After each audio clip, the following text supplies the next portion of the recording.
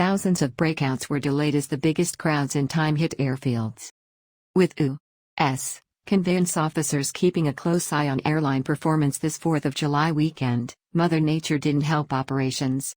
So far this weekend, flight cancellations haven't relatively reached the situations we've seen in recent weeks, but 5 of the largest domestic carriers saw further than 000 breakouts delayed Friday, on a day that the TSA shattered the record for passenger business during the epidemic.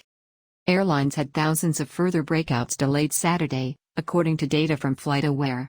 That's after Federal Aviation Administration (FAA) had advised more dislocations were likely amid bad rainfall in the corridor of the country, including along the East Coast. The dislocations started beforehand in the vacation weekend. In the midst of bad rainfall in several crucial metropolises Friday autumn, the FAA's website at one point showed ground stops in place, meaning no airplanes could take off or land, at all 3 major New York airfields, all 3 major Washington, D.C. airfields, along with Atlanta ATL, Charlotte CLT, Orlando MCO, Philadelphia PHL, and Chicago O'Hare ORD. New York LaGuardia Airport LGA got hit the hardest on Friday with nearly 45 of its departing breakouts passing some detention. Want your TPG news delivered straight to your inbox each morning? Subscribe up for our diurnal newsletter. These dislocations impacted the launch of what's shaping up to be the busiest vacation trip weekend for Americans over 2 times. The TSA reported its agents screened passengers Friday, knockouts of thousands above the record set on Sunday and the 3rd time that epidemic period record has been broken in a week.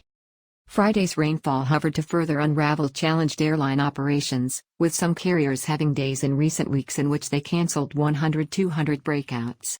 Delta Airlines made a preemptive move this week by offering trip quit claims for the vacation weekend, allowing those with reservations to change their breakouts cost-free.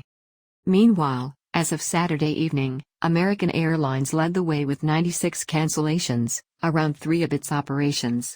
Delta had canceled 68 breakouts on Saturday, and Republican Indigenous carrier operating breakouts for American and United canceled about 8 of its schedule.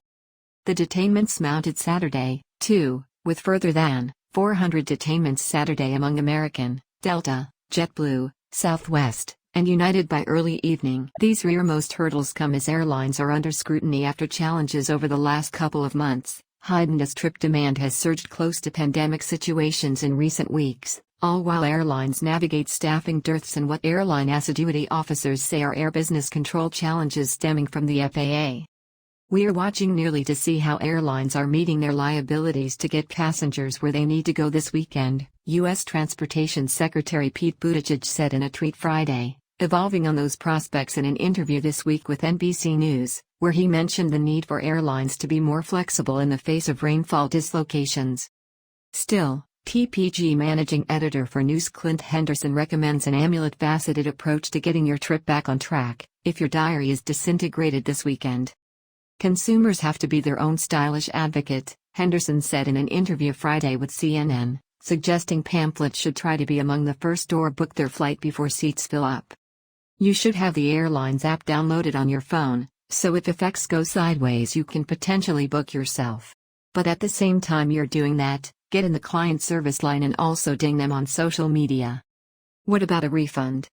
While a rainfall dislocation may mean the airline won't pay for your hostel if you get wedged nearly, civil transportation regulations do entitle you to a refund when your flight gets cancelled if you choose not to book.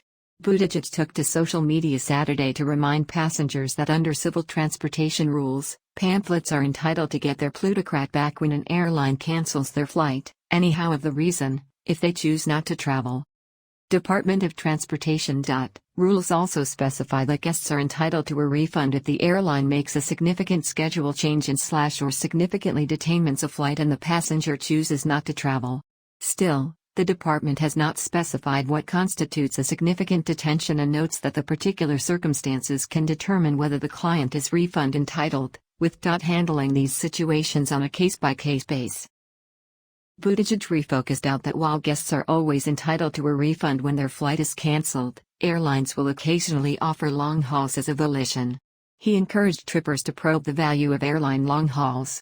TPG regularly updates our points and long hauls valuations, which show you how numerous cents in a far is worth in a particular airline's fidelity program. For the case, TPG values Delta Airlines Sky Miles at 1.41 cents per mile. However, OOO long hauls as compensation for a cancelled flight, that'd be worth around 70, if the airline were to offer you 5.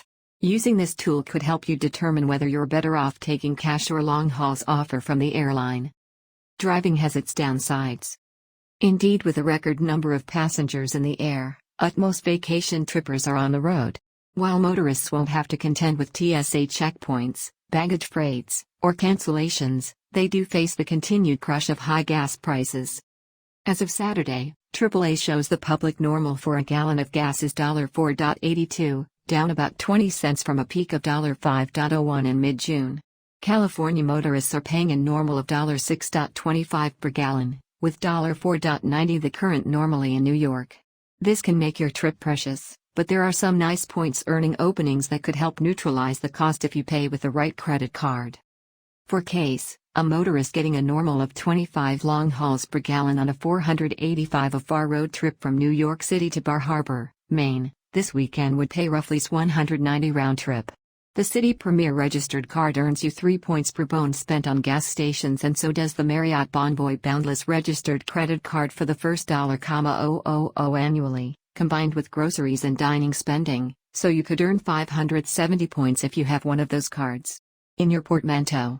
The Hilton Honors American Express Surpass registered card gets you 6 Hilton Honors points per bone spent on gas, rephrasing to 140 points for your gas spending. Cash long hauls, or status. TPG analyzes the anthology's options for his 500 AFAR American upgrades. American Airlines is retiring its 500 AFAR upgrades, and if you have any unused 500 AFAR upgrades in your Advantage account, each unused upgrade will automatically post 250 Fidelity points to your account by taking no action. Tete-a-tete, I'm thrilled that American is offering Fidelity points for my unused 500 AFAR upgrades, which I can't use since I'm not presently an Advantage Elite member. My 2500 AFAR upgrades will credit OOO Fidelity points to my account. That will help me qualify for status this time. Still, you're locked into getting 250 Fidelity points per upgrade if you entered 500 AFAR upgrades on a complimentary base because of your status. But for trippers who bought 500 AFAR upgrades, which could be bought for 40 per upgrade, you may have fresh options. TPG Anthology. Wynn had bought 188 500 AFAR upgrades, for which he paid $520. American gave him 4 options, so he wrote to me asking for advice on which option he should take. Let's take a look at his options and which I suppose is the stylish deal.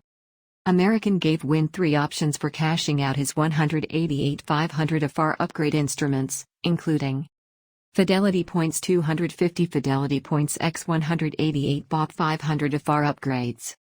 Advantage perk long hauls, OOO perk long hauls x 188 bought 500 AFAR upgrades. Travel voucher of $520 the paid quantum associated with your 188 bought 500 AFAR upgrades. Refund of $520 to the original form of payment or check depending on when your upgrades were bought. The 2 most intriguing of the bunch are Fidelity points or Advantage long hauls, but let's break effects down a little farther to see which offers the most value. By concluding for OOO Fidelity points, Wynn would have a head start on requalifying for his administrative platinum status. Flashback: Fidelity points cannot be redeemed for award breakouts and are simply the metric used to qualify for Advantage status. As an administrative platinum member, he has to earn OOO Fidelity points on February 28, 2023, to have his status extended by another time, so OOO Fidelity points would get him roughly a quarter of the way there. Eventually, $520 the quantum he spent on his 500 AFAR upgrades to earn OOO Fidelity points isn't a veritably good deal. By spending $520 on American breakouts, he'd earn just over OOO Fidelity points since administrative platinum members earn 11 Fidelity points per bone. As a result, I would advise steering clear of this option. I had to count the bottoms many times on this one to make sure I was reading this rightly. Wynn had the choice of OOO Advantage long hauls in exchange for his 188 500 AFAR upgrades. TPG values OOO Advantage long hauls at a whopping $638 by going with a Advantage long hauls. Our anthology would more than double the value of the $520 that he firstly spent on his 500 FR upgrades. Naturally, this option can be a great deal assuming that Advantage long hauls aren't significantly devaluated by the time he redeems them. He could use his long hauls across the One World Alliance, reserving sweet spots similar to breakouts from 2S to South Asia for long hauls in Qatar Airways' award-winning Sweet Tour, 500 long hauls on Finnair's interesting new business class. Cash prices are frequently well over $500 one way on both of these long-haul transnational business class breakouts.